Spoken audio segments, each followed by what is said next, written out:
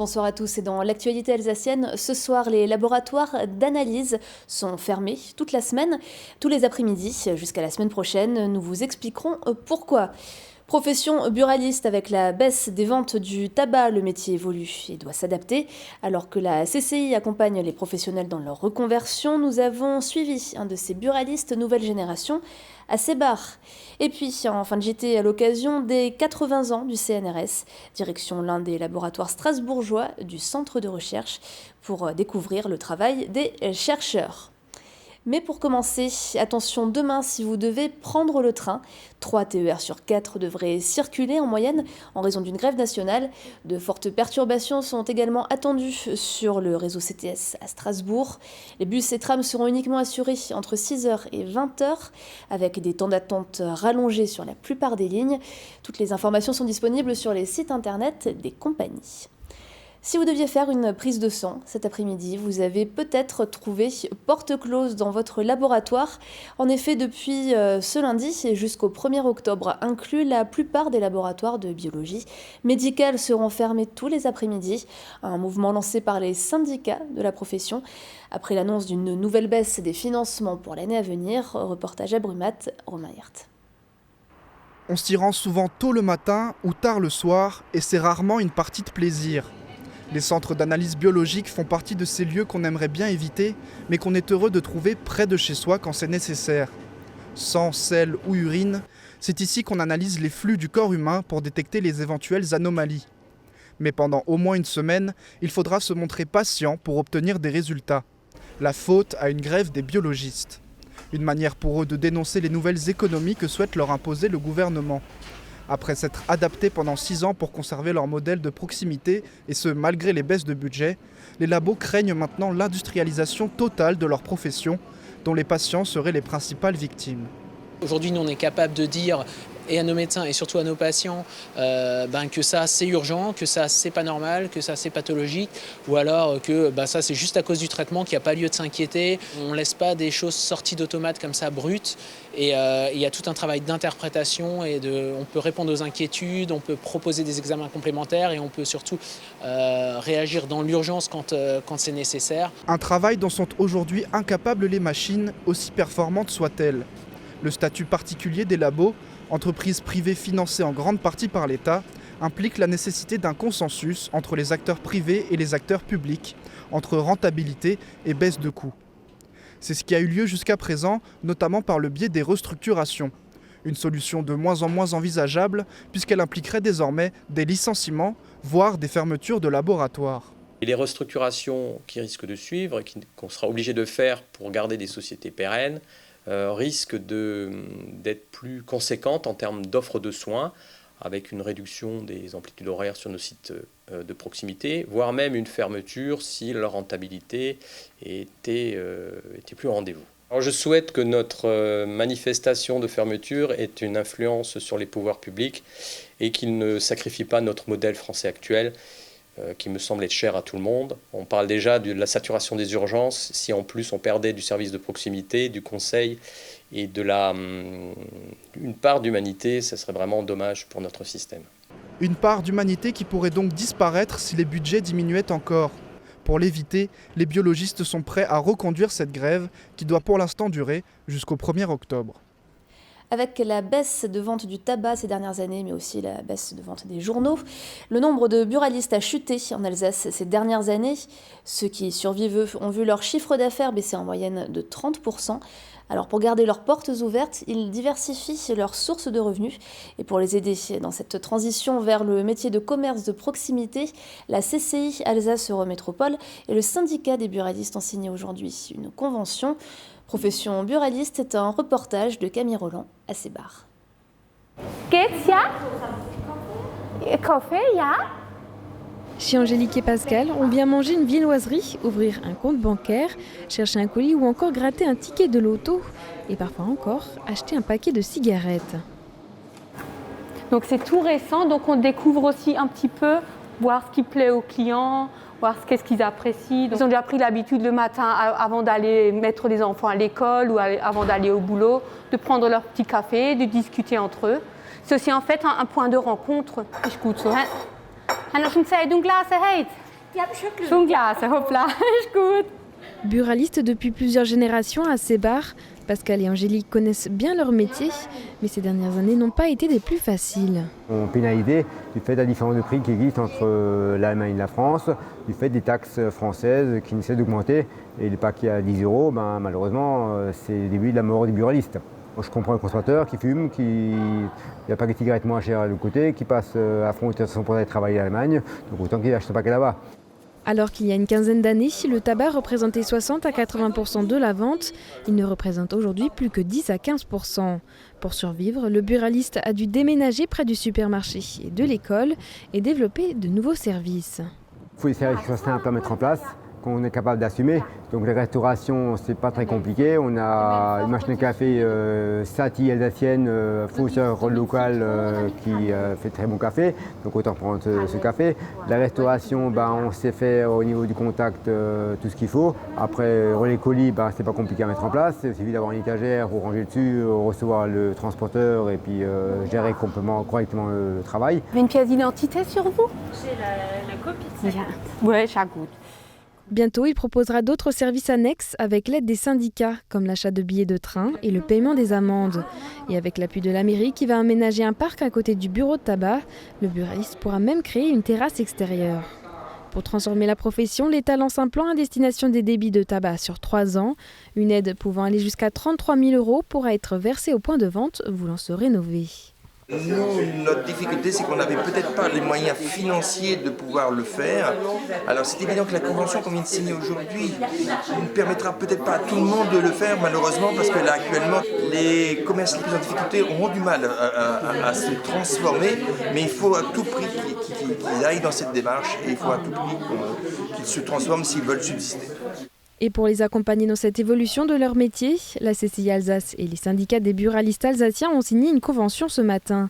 Elle financera l'audit nécessaire pour permettre aux buralistes de se réinventer. Notre partie à nous, c'est faire justement ce diagnostic pour voir, ce qui existe dans son environnement proche, ou n'existe pas d'ailleurs, 2, ce que les gens aimeraient ou n'aimeraient pas pouvoir trouver, et puis 3, ensuite l'accompagner à mettre en place, puisque évidemment quand il y a un changement, il y a des dépenses, il y a un investissement, il y a aussi un choix à faire. Et le rôle de nos conseillers CCI, c'est d'accompagner après ce diagnostic, d'accompagner l'acteur économique à oser y aller et à oser réussir un peu sa nouvelle vie. La transformation est déjà bien entamée pour certains, avec 64 buralistes alsaciens équipés de la borne Compte Nickel, 32 d'un relais poste et 59 d'un bar. Mais les changements à opérer sont encore importants pour que tous puissent survivre. Depuis 2002, la moitié d'entre eux ont mis la clé sous la porte. Il a été créé en 1939 et il est l'une des institutions de recherche parmi les plus importantes au monde. C'est le CNRS. Le Centre national de recherche scientifique souffle ses 80 bougies.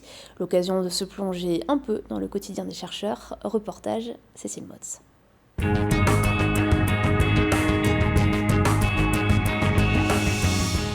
Tu vas préparer les polymères à séquence contrôlée dont on a parlé, hein? Tout à fait. Et le design, là, ça change en quoi comparé à ce qu'on a discuté la semaine dernière? Du coup, là, j'ai préparé... Les polymères, voilà ce qui intéresse particulièrement les chercheurs de l'Institut Charles Sadron de Strasbourg. Parmi eux, Jean-François Lutz, médaillé d'argent du CNRS en 2018. Comme tous ses collègues, son rôle est de répondre aux questions scientifiques, apporter des solutions et les mettre au service de la société. Et pour ces professionnels, le Centre national de recherche scientifique est le meilleur endroit pour le faire. Ça reste la plus grande agence de recherche fondamentale en France et une des plus grandes en Europe.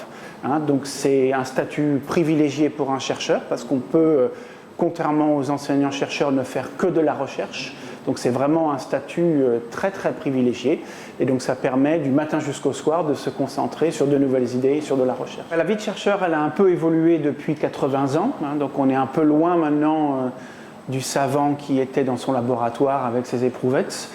Même quand on est chimiste comme moi, c'est plus une vie presque de chef d'entreprise, donc beaucoup de travail de bureau. Et regardez ce qui se passe. Donc là, j'ai une surface qui est traitée et au lieu que la goutte s'étale, en fait, elle va se comporter plutôt comme une bille. Donc ça, on appelle ça une surface super hydrophobe.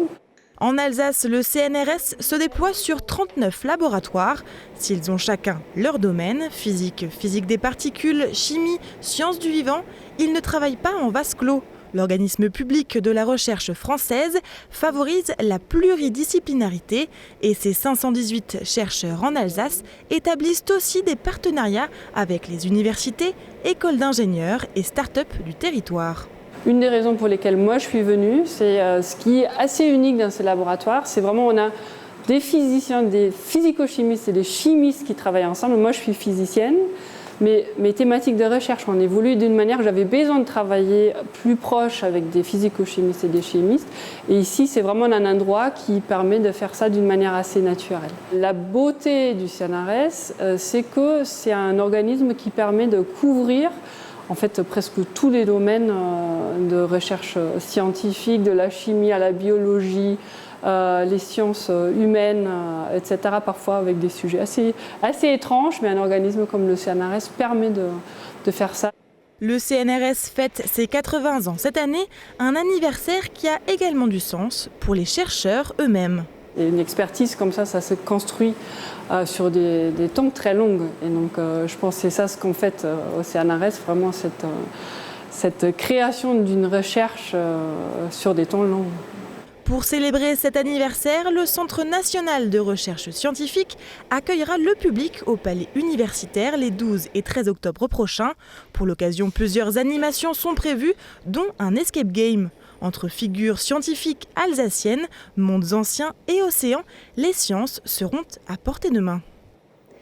Obersteinbach, village préféré des peintres allemands, il y a 100 ans. L'histoire est peu connue et fait aujourd'hui l'objet d'une exposition dans cette commune des Vosges du Nord. Fanny Kunz. Amoureux d'Obersteinbach, le peintre allemand Franz Heinz s'est inspiré des paysages des Vosges du Nord pour peindre ses œuvres entre 1896 et 1918. Une passion pour les paysages forestiers alsaciens partagée avec d'autres artistes. À l'époque tenue à l'écart du monde de la peinture, plusieurs femmes rejoignent le mouvement. Aujourd'hui, une exposition retrace ce pan d'histoire du village, 100 ans après la fin de ce que l'on appelait la colonie des peintres d'Obersteinbach. À l'époque, c'était impossible pour les femmes d'intégrer des écoles d'art ou de suivre un cursus universitaire artistique, sauf exception. Il était donc fréquent de suivre des cours privés. Après avoir obtenu un poste de professeur d'art à Leipzig en 1905, Heinz s'est régulièrement rendu à Obersteinbach. Ces jeunes artistes féminines l'ont alors suivi depuis Kreutzingen. C'est ainsi que la colonie d'artistes a vu le jour en 1896. L'association Patrimoine d'ici d'Obersteinbach, n'ayant que très peu d'informations sur cette colonie de peintres, s'est rapprochée d'historiens allemands. Ce n'est qu'après la découverte dans un restaurant du village d'une vieille malle qui contenait 17 tableaux et un livre d'or que les recherches ont pu se concrétiser et enfin donner lieu à l'exposition. On voulait, nous, en tant qu'anciens, enfin transmettre des éléments de l'histoire de ce village. Pourquoi ce village est un peu différent et pourquoi est resté en mémoire des choses qui ont fait que Obersteinbach soit un village ouvert aux peintres encore maintenant. On voulait avoir plus de tableaux que ceux qu'on possédait à travers toute l'Allemagne, dans les musées. Bernard von Gogh a fait faire des photos et on a retrouvé des œuvres qui ont été peintes à Obersteinbach. C'était fabuleux. On ne pouvait pas imaginer avoir une telle richesse de tableaux. À la fin de la Première Guerre mondiale, Franz Heinz ne retournera jamais à Obersteinbach, un déchirement pour l'artiste qui écrivit un poème d'adieu au village qu'il a tant aimé.